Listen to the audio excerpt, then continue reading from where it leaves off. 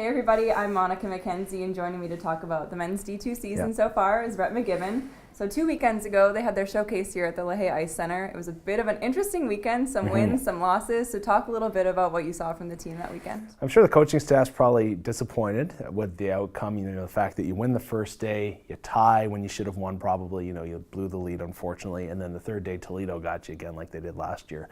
So a frustrating weekend for them. I think you're going to see the character of this team when they play this weekend against Maryland. The fact that, how do you overcome that setback? Are you going to roll over and die, which I don't think they will, or how determined are you going to come out and play well and kind of get back to the system and show that grit that your team has? So it'll be an interesting weekend of hockey coming up.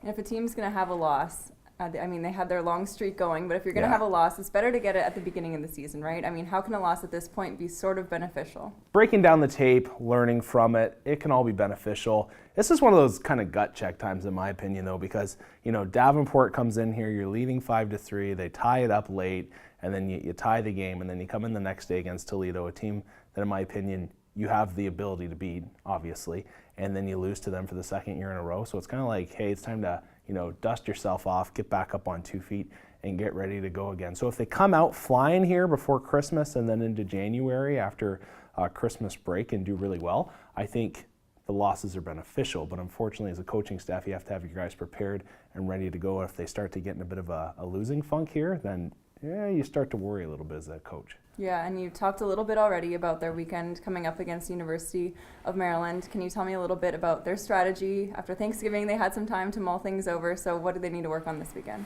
Yeah, Maryland's a team that's potentially regionally bound, so they're not going to be a walk in the park, but it's a team that Liberty has the ability and should be able to beat.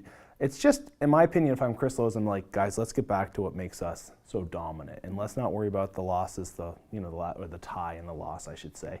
Even though the tie probably felt like a loss. Let's, learn what we can from them. But I think the biggest thing is, you're going to have to work hard every night at the Division II level to get a win. No team is just going to be a cakewalk. I'll say it again. You're going to have to really work hard. So if they come out, they get the work ethic back, they allow Dockstetter, Freeman, their skill guys to get a little bit more time and space, they'll be in good shape. It'll be interesting to see what happens this weekend. Yeah. Thanks for joining me. Yeah, no problem.